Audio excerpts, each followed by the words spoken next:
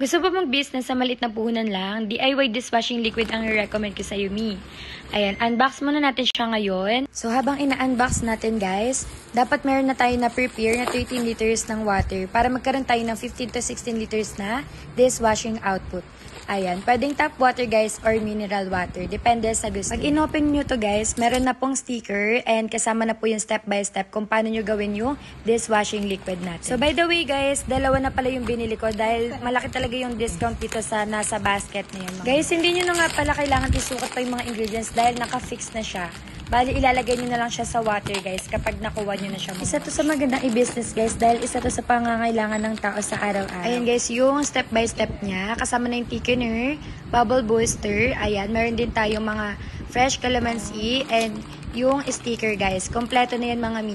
So, pwede nyo yan ipang negosyo, guys. Ang liit lang ng puhunan, guys, pero marami na kayo mabibenta niyan. Go nyo na yan sa checkout.